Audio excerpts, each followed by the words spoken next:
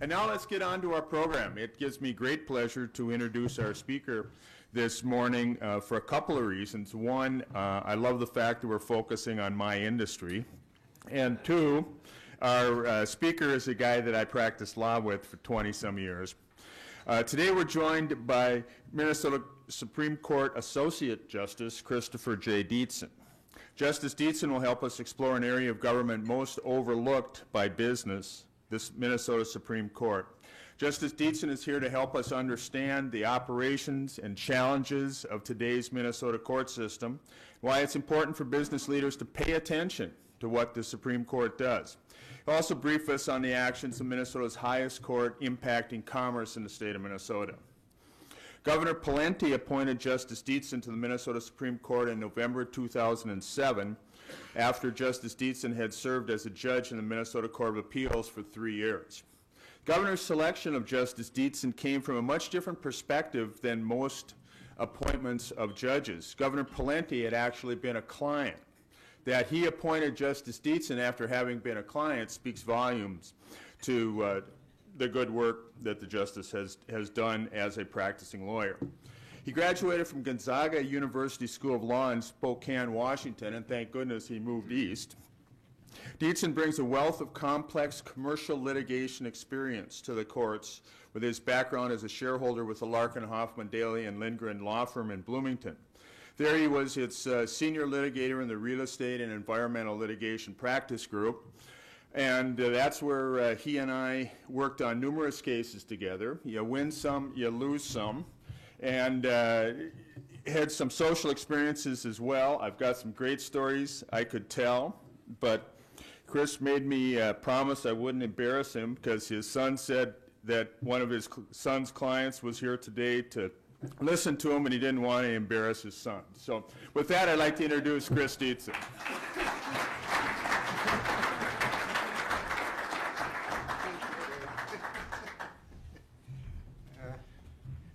Korstad always makes me laugh, even when I'm losing to him in cribbage. Good morning, everyone. It's great to be here. Thank you for the nice breakfast and the opportunity to discuss Minnesota's judicial branch of government with you. Specifically, what I'd like to discuss with you is the relevance of the Supreme Court and the judiciary to the business community and the current challenges that face our court. Hopefully we'll have time after to answer your questions. My background and experience prior to joining the Minnesota judiciary has been in the business community. My father was the owner of 8 grocery stores in Washington State, and I worked my way through high school and college working at the stores, learning the business, and also working at a cattle ranch. And we can talk about that some other time.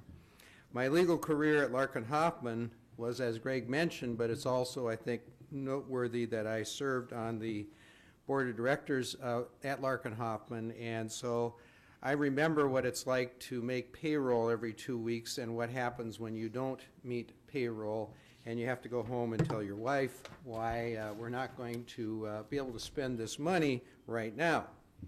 So anyway, with that perspective, I want to address 2 topics that are, well, I'm sorry, let me back up.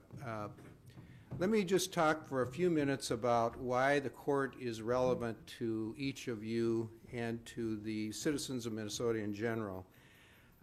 Minnesota's judiciary is comprised of the district courts, which try the cases, the Intermediate Court of Appeals, and the Supreme Court. It may be useful in our discussion to visualize a pyramid. The lower first level is the district court, where the cases are tried, where witnesses testify, the stuff you see on TV, you know, on CSI and Perry Mason for some of us. The second level is the Court of Appeals, which is the intermediate level, and it reviews the decisions of the district court. Court of Appeals, you can appeal as of right, and it's an error-correcting court. Its function is to correct errors made by the district court. It doesn't make new law, at least not supposed to in general. And the third level is the Minnesota Supreme Court, which is the highest court of the state, the court of last resort. And it reviews, it has original jurisdiction to review first-degree murder cases, probably not applicable to you guys, I understand that. But we also review appeals from the Workers' Compensation Court of Appeals, the Minnesota Tax Court, disciplinary cases involving judges and lawyers, and this little subject called election contests. Some of you may remember that we had an election contest recently. Praise the Lord, we're done with that. We're all very happy. Additionally, we review approximately 700 to 900 petitions for review where a litigant lost at the Court of Appeals and wants our court to review that decision. It's a discretionary review. 3 justices must agree to review the case, and of the 700 to 900, we grant review of approximately 110 to 140 cases a year. So we choose cases that we want to speak on that we think are important for this court to express what the law is on this particular subject. In those cases, we publish, all of our cases, we publish written decisions that resolve the disputes of the parties, but more importantly, set precedent. You know, what is the rule of law in this area that's binding on the district courts, the Court of Appeals, in resolving future cases? So, how does this impact you? Well, every month we write decisions that affect the business community. So if you're a legislature, you always hear the adage, when the legislature's in session, no one's lives or property are safe. Well, when the Supreme Court's in session, you could maybe say the same thing if you didn't like what the decisions were. But, for example, we decide cases involving employer-employee disputes. We decide the workers' comp cases I mentioned, wage disputes, sexual harassment cases, whistleblower cases, disputes between businesses and individuals, and we decide cases involving taxation issues, and finally cases involving decisions by the executive or legislative branches of the government. So, for example, if you have a case where you have a decision by the Minnesota Pollution Control Agency or the DNR and you don't like the result, then you can challenge that decision in district court. I mention that because, or I'm sorry, Court of Appeals, because Mr. Korstead knows something about that area. The effect that this has on the business community is not only on the litigants involved, but more importantly, it resolves disputes that help set or establish predictability in the law and help the business community guide their conduct to avoid disputes in the future.